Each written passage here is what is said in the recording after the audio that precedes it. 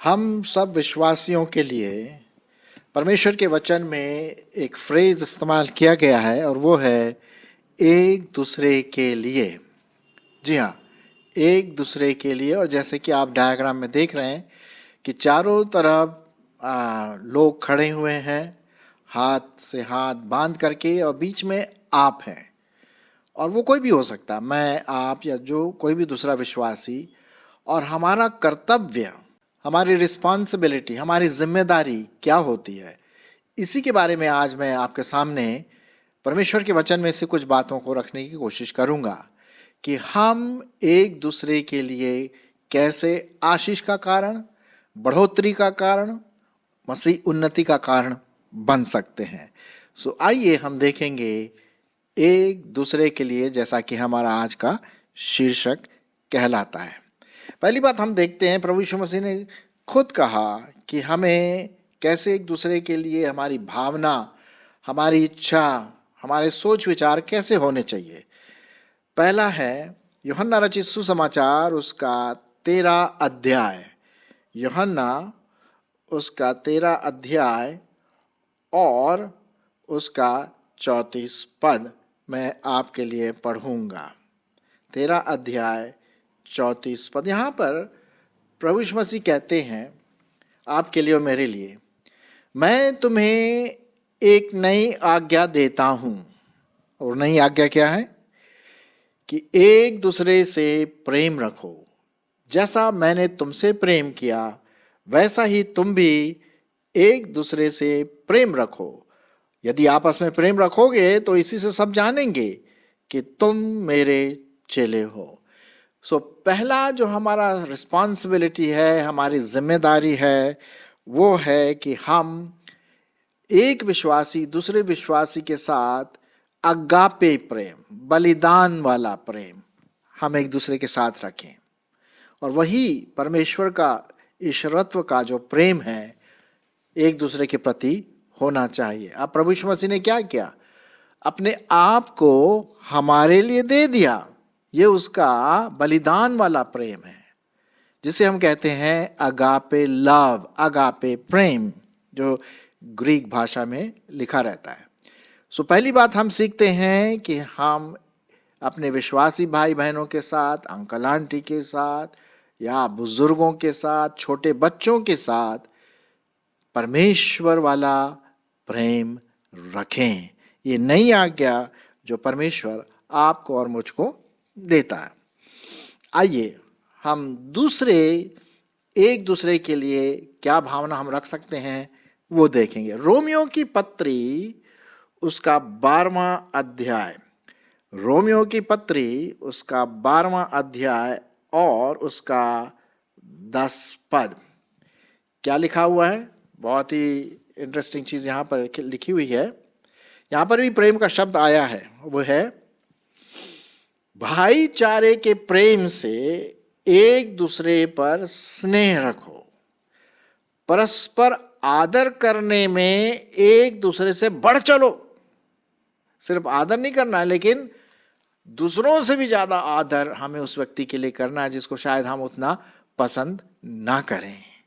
तो हमें आदर में एक दूसरे से बढ़ना है। उदाहरण के लिए, यदि कोई मेरा दोस्त है, भाई है, प्रभु में भाई है, बहन है, अंकल आंटी है, जो भी हमारा प्रभु में है, बुजुर्ग है, तो हमें ये देखना है कि मैं कितना और उसको आदर दे सकूं।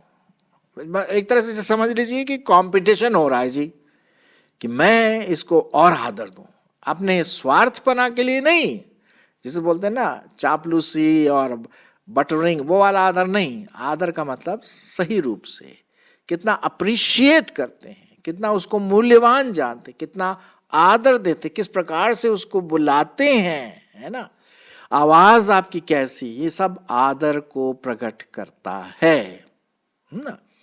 तो हमें आदर में एक दूसरे से बढ़ करके दूसरों को देना है। ये एक दूसरे के लिए यहाँ पर हम देखते हैं। चलिए आगे और बढ़ते हैं और परमेश्वर के वचन में देखते हैं कि और क्या लिखा हुआ। रोमियो उसका 14 अध्याय और उसका 13 पद। यहां पर इस प्रकार से लिखा हुआ, मैं आपके लिए पढ़ देता हूं।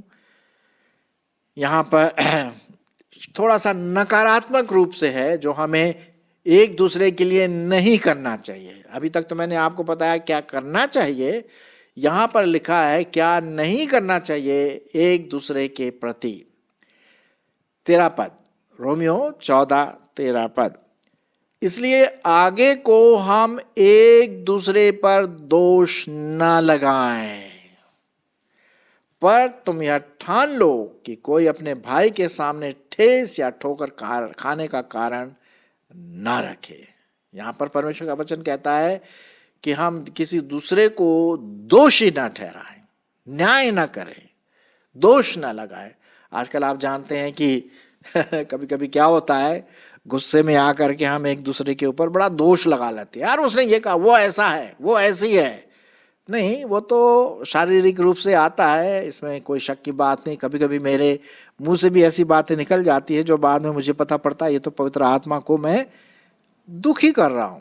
तो हमें एक दूसरे के प्रति दोष नहीं लगाना है, नहीं लगाना है। ये आप देख लीजिए, अगर दोष लगाने का कारण भी है तो परमेश्वर के हाथ में छोड़ दीजिए, वो देखेगा। दोष लगाना आपका और मेरा कार्य नहीं है ना। हम परमेश्वर नहीं है, परमेश्वर वो है ना, त्रिएक परमेश्वर। वो करेगा अपने टाइम से, जैसा उसको अपनी मर्जी में जैसा दिखता है। हम कोशिश करें कि हम एक दूसरे के ऊपर दोष ना लगाएं किसी भी रीति से, परमेश्वर के हाथ में सौंप दीजिए। ठीक है, चलिए आगे बढ़ते हैं और एक दूसरे के लिए और हमें क्या करना है मैं आपके लिए पढ़ूंगा। रोमियो की पत्री और उसका 15वां अध्याय और 7 पद। ठीक है, अब कभी कभी क्या होता है कि किसी किसी को हम बहुत पसंद से करते हैं। चर्च में कोई आता है, शायद हो सकता है वो देखने में बहुत अच्छा हो या पैसों वाला हो, ऊंचे दर्जे में काम करता हो, तो भाई कभी काम पड़ेगा उससे, दोस्ती कर लो। लेकिन दूसरा जो बेचारा उससे ज़्यादा लोग बात नहीं करते हैं, गरीब है, और मतलब जैसे ना हमारे सोसाइटी में ऐसे लोगों को उतने हाई दृष्टि से नहीं देखते हैं। लेकिन परमेश्वर का वचन हमें कहता है कि हम सबको चाहे गरीब हो, धनवान हो, दिखने में अच्छा हो, दिखने में अच्छा ना हो, इससे कोई मतलब नहीं। हर व्यक्ति परमेश्वर का स्वरूप है, हर व्यक्ति परमेश्वर का स्वरूप है, और हमें उस स्वरूपता में हर व्यक्ति को ग्रहण करना है। हमें बायस नहीं होना है कि यार ये मुझे पसंद है, ये मुझे नहीं पसंद है। जब हम एक दूसरे को ग्रहण करते हैं, एक दूसरे को आदर देते हैं, तब इसमें परमेश्वर की महिमा होती है और दूसरे व्यक्ति को भी बड़ा इनकरेजमेंट मिलता है। मैं आपके लिए पढ़ूंगा रोमियो 15:7। इसलिए जैसा मसीह ने भी परमेश्वर की महिमा के लिए तुम्हें ग्रहण किया है, वैसे ही तुम भी एक दूसरे को ग्रहण करो। देखिए, वैसे ही तुम भी, कैसे? जैसे मसीह ने हमें ग्रहण किया। अरे भाई, हम कौन थे यार? हो सकता है अभी हम बड़े तोप हो सकता है अभी हमारे पास पैसा हो, घर हो, बंगला हो, तो सब हमारे ढेर सारे फ्रेंड्स आ जाते हैं। लेकिन हम छोटे थे तो कहाँ थे, कौन थे, कोई पूछता भी नहीं था। ये तो परमेश्वर का अनुग्रह कि उसने हमें ग्रहण किया। पापी थे भाई, हम पापी थे, परमेश्वर ने हमको ग्रहण किया। वैसे ही हम भी एक दूसरे को ग्रहण करें। प्रभु यीशु मसीह ने उस सामरी स्त्री जो पकड़ी गई थी, क्या किया? उसको माफ कर दिया, उसको ग्रहण किया। वैसे ही हमको मुंह देख करके, पैसे देख करके, उनका स्टेटस देख करके उसे ग्रहण नहीं करना, लेकिन एक परमेश्वर के स्वरूप में हर व्यक्ति को देख करके हर एक को हमें ग्रहण करना है। चलिए आगे और पढ़ते हैं। रोमियो की पत्री उसका 15वां अध्याय और 14 पद। क्या लिखा हुआ है? यहाँ पर लिखा हुआ है और कि जब भी हमें समय मिलता है तो हम एक दूसरे को सिखाएं, एक दूसरे को समझाएं, एक दूसरे की उन्नति का कारण बने, हैं। और कभी कभी क्या होता है कि कोई व्यक्ति अगर गलती करता है तो हम चुपचाप रहते हैं। नहीं, वो हमारा भाई है, वो हमारा बहन है, वो हमारे अंकल है, आंटी है। अगर कुछ ऐसी बात होती है तो बड़े प्यार से उन्हें समझाना है, एक दूसरे को समझाते रहो। जैसे कि परमेश्वर के वचन में साफ रीति से लिखा, मैं पढ़ूंगा रोमियो उसका 15वां अध्याय 14 पद। हे भाइयों, हे मेरे भाइयों, मैं आप भी तुम्हारे विषय में निश्चय जानता हूं कि तुम भी आप ही से भलाई भरे और ईश्वरीय ज्ञान से भरपूर हो और एक दूसरे को समझा सकते हो, है। एक दूसरे को क्या कर सकते हो? समझा सकते हो, उनके लिए प्रार्थना कर सकते हो सकता है कोई कमजोर हो आत्मिक रीति से, हमें उनको उठाना है, हमें उन्हें समझाना है। हो सकता है कि उनको थोड़ा सा शुरू में अच्छा ना लगे, लेकिन आपको बड़े प्रेम से समझाना है। ऐसे नहीं कि उसको नीचे गिरा करके रियली अब बोला यार यही मौका है उसको नीचे गिराने का। नहीं नहीं नहीं नहीं नहीं, नहीं। हमारा उद्देश्य उसको उठाना है प्रभु में। हाँ, प्रभु ने हमें उठाया, हमें भी वैसे ही दूसरों को उठाना है, समझाना। यही बात एक जगह और हम देखते हैं, कुलूसियों की पत्री 3 अध्याय 16 पद में यही बात जो मैं अभी आपके सामने पढ़ रहा था कि हम मसीह के वचन को अपने हृदय में अधिकाई से बसने दो और सिद्ध ज्ञान सहित एक दूसरे को सिखाओ, चिताओ और अपने अपने मन में कृतज्ञता के साथ परमेश्वर के लिए भजन और स्तुति गान और आत्मिक गीत गाया करो, गाओ। देखा, तो हमें एक दूसरे को सिखाना है, चिताना है, समझाना है। भाई होशियार हो जा, बहन होशियार हो जा, मम्मी डैडी पापा अंकल आंटी देखो ये गलत है, शायद आप फिर से सोच लीजिए बाइबल में क्या लिखा। बड़े प्यार से, बड़े प्यार से, बड़े नम्रता सहित, है ना, तब तो बात बनती है ना, हलीमता आनी चाहिए। तो इस तरह से हम एक दूसरे को क्या करें? सिखाएं। परमेश्वर का वचन यही कहता है, एक दूसरे के लिए, एक दूसरे के लिए। भाई हम एक दूसरे के लिए बने हुए हैं ना, स्वर्ग में भी हम एक दूसरे के साथ रहेंगे, तो भैया यहाँ प्रैक्टिस कर लीजिए ढेर सारी, है। चलिए, ये बात हो गई। उसके बाद हम देखते हैं प्रभु यीशु मसीह ने हमारी सेवा की, कई लोगों ने मेरी सेवा की। आज मैं यहाँ पर कैसे बैठा हूं? भैया मेरी सेवा लोगों ने की। अगर लोग मेरी सेवा नहीं करते, मेरे सहायता नहीं करते, तो मैं बाइबल कॉलेज नहीं जाता, स्टडी नहीं करता पाता, अच्छे घर में नहीं रहता। लोगों ने अपने आप सेवा किया मेरे लिए, मैं परमेश्वर का धन्यवाद करता हूँ। वैसे हमें भी एक दूसरे की क्या करना है? सेवा करना है। गलतियों उसका 5 अध्याय 13 पद, गलतियों उसका 5 अध्याय और 13 पद, यहां इस प्रकार से लिखा हुआ है, हे भाइयों, तुम स्वतंत्र होने के लिए बुलाए गए हो, परंतु ऐसा ना हो कि यह स्वतंत्रता शारीरिक कामों के लिए अवसर, वरन प्रेम से एक दूसरे के दास बनो, सेवा करो, सर्व वन अनदर, जैसे इंग्लिश में लिखा हुआ। हम एक दूसरे की सेवा करें, एक दूसरे के दास बने। मैं क्या कर सकती हूँ, मैं क्या कर सकता हूँ? सामान लाना है, सहायता करना है, हाँ, अस्पताल जाना है, अस्पताल किसी को ले जाना है, हाँ, यही सेवा है भाई, दास के द्वारा, है ना। तो हमें एक दूसरे के दास बनना है। उसके बाद हम देखते हैं इफिसियों उसका 4 अध्याय और 2 पद। इफिसियों की पत्री उसका 4 अध्याय और 2 पद। अब यहां पर ऐसी बात लिखी है जो कभी कभी बड़ी कठिन हो जाती है। मेरे साथ तो हो जाती है भाई, शायद आपके साथ भी होती होगी, पता नहीं मुझको, ये तो आप ही अपने आप को चेक कर लें। सहना, ओ अरे बाप रे बाप, बहुत ही मुश्किल काम है। जब दूसरा व्यक्ति आपके ऊपर दे दनादन इंसल्ट करता हो, बुरी बुरी बातें आपके विरोध में बोलता हो और कानाफूसी करता हो, और तो भैया कभी कभी ऐसा आता है यार उसको मैं उसको मैं लेसन सिखाऊंगा या मैं दिखा दूंगा कि मैं कौन हूं। नहीं नहीं नहीं नहीं, ये तो प्रभु यीशु मसीह की आज्ञा नहीं है, ये तो प्रभु यीशु पवित्र आत्मा का कार्य नहीं है, बल्कि सहना है।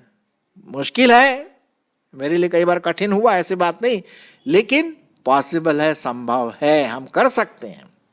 इफिसियों का 4 अध्याय और 2 पद, अर्थात सारी दीनता और नम्रता सहित और धीरज धरकर प्रेम से एक दूसरे की सह लो, ये लिखा हुआ है इफिसियों 4 और उसका 2 पद।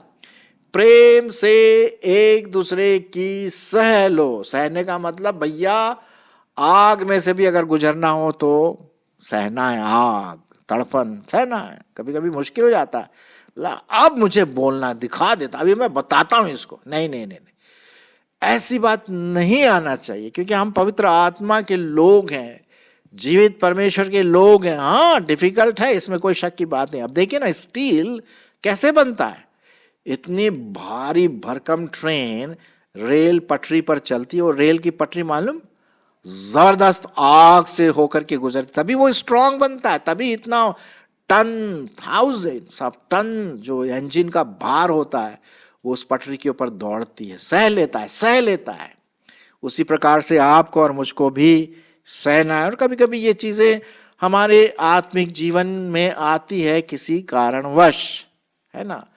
तो हो सकता है कि ये कुछ सहने की बात ये भी आती है कि हमारा जो देखना है, हमारा जो दृष्टिकोण है, हमारा सोचना जो है, वो सब परमेश्वर की ओर देखते हुए होना चाहिए। परमेश्वर का दृष्टिकोण होना चाहिए आपके लिए, मेरे लिए, एक दूसरे के प्रति। चलिए इसी का और देख लेते हैं, इफिसियों 4 अध्याय और उसका 32 पद। अरे ये भी बहुत जबरदस्त पद है, एक दूसरे के लिए। क्या है? कभी आपने क्षमा किया है लोगों को?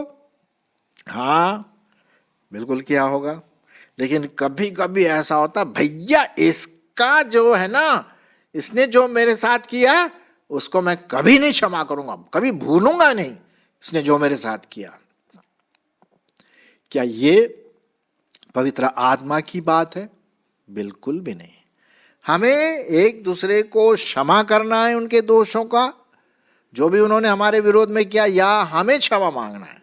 क्या लिखा हुआ है इफिसियों 4 अध्याय और उसका 32 पद। एक दूसरे पर कृपालु और करुणामय हो, और जैसे परमेश्वर ने मसीह में तुम्हारे अपराध क्षमा किए हैं, वैसे ही तुम भी एक दूसरे के अपराध क्षमा करो। हाँ, ये तो है भैया, बहुत डिफिकल्ट है कि नहीं? पक्की बात है ना। मेरे ख्याल में आप मेरे साथ जरूर अपना सिर हिला रहे होंगे। हाँ, मैं सोच सकता हूं। लेकिन ये परमेश्वर आपसे और मुझसे यही चाहता है कि हम एक दूसरे के अपराध को क्षमा करें, जैसे प्रभु ने हमारे अपराध को क्षमा किया। यदि समझ लो प्रभु हमारे अपराध को क्षमा नहीं करता तो हम कहाँ होते? नरक, नरक। अरे साहब, आग में जलते रहते अनंत काल तक के लिए। देखिए, तो परमेश्वर का अद्भुत प्रेम है, उसकी अद्भुत क्षमा है कि उसने हमारे अपराध क्षमा कर दिए, हमने जब उसको ग्रहण किया और हमें अनंत जीवन दिया। कितनी खुशी की बात है। तो आप भी क्यों नहीं, चाहे कोई भी अपराध हो, दोष हो, भैया कुछ भी हो, यीशु मसीह के नाम में क्षमा कर दो, परमेश्वर आपको आशीष देगा। अब आखिरी बात हम आते हैं, और मैं देख रहा हूं कि मेरा टाइम भी बस खत्म होने वाला है। और पाया जाता है 1 थेसलोनियों उसका 5 अध्याय और 11 पद। क्या लिखा हुआ है सुनिए। इस कारण एक दूसरे को शांति दो। पहले तो हमें क्या करना है? एक दूसरे को शांति दो, peace, the message of peace. और एक दूसरे की उन्नति का कारण बनो, निदान तुम ऐसा करते भी हो। उन्नति का कारण एक दूसरे के प्रति।